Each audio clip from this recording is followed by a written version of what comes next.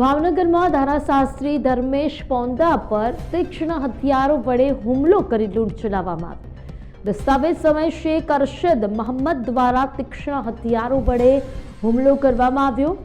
નાકના ભાગે તીક્ષ્ણ હથિયારોથી અને કમરના ભાગે બોથડ પદાર્થ મારી હુમલો કરાયો છે। પીઆઈ દ્વારા મારામારીની ફરિયાદ લેવામાં આવી, પરંતુ લૂંટની ફરિયાદ માટે વિચારી જોઉં છું એમ કહેવામાં આવ્યું। વકીલ મંડળ હુમલાને લઈ આજે કામથી અળગું રહ્યું છે।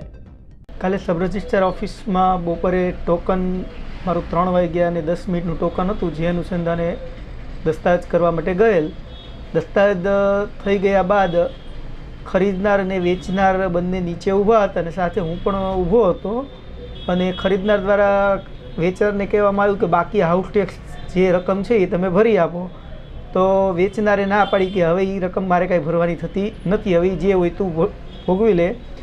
તો એ કે ના, આ રકમ તો તમારે ભરવી પડે, જે હોય વ્યવહારિક છે। એટલે કે ના, એ રકમ કાંઈ હવે ભરવાની થાય નહીં। તો ખરીદનાર દ્વારા કહેવામાં આવ્યું કે જો એ તમે વકીલશ્રીને પૂછો, સાહેબને પૂછો કે આ જૂનું બાકી લેણું હોય ખરેખર કોણે ભરવાનું હોય।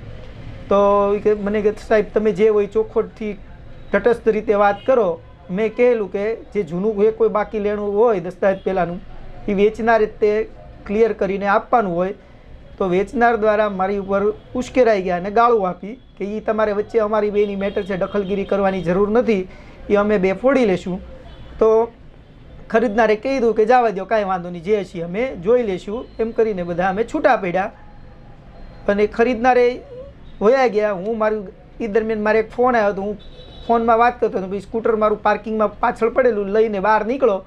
એ દરમિયાન જેવો સ્કૂટર લઈને હું નીકળો એટલે સીધો વેચનાર જે હતા એણે સીધો મારી ઉપર હુમલો કરી દીધો અને તીક્ષ્ણ હથિયારથી મને અહીંયા ઘા માર્યો અને કીધું કે તારી શું કરવાને કહેવાની દોઢો થવાની જરૂર હતી કે એ પૈસા તારે ભરવાના હોય ને। એ રીતે મને અહીંયા તીક્ષ્ણ હથિયારથી માર માર્યો ને અહીંયા કાંઈ બોથડ પદાર્થનો મને ઘા કર્યો। એ મને અહીંયા વાગી ગયું ને અહીંયા માથા નાક ઉપર પણ મને વાગી ગયેલ છે।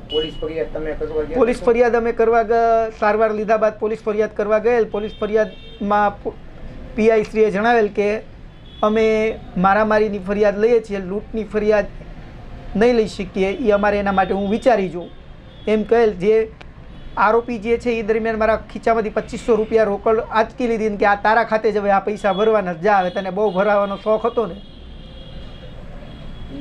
હવે તમે ફરિયાદ કરવાના છો? હા, અમે ફરિયાદ છીએ અત્યારે લેખિત સ્વરૂપમાં આપી દીધેલ છે ને આનો કોઈ નિર્ણય નહીં આવે તો આપ આગળ કાર્યવાહી શું કરવા માંગશો? આગળ આનો કોઈ નિર્ણય નહીં આવે તો એસોસિએશનના માર્ગદર્શન મુજબ અમે આગળ ચાલશું।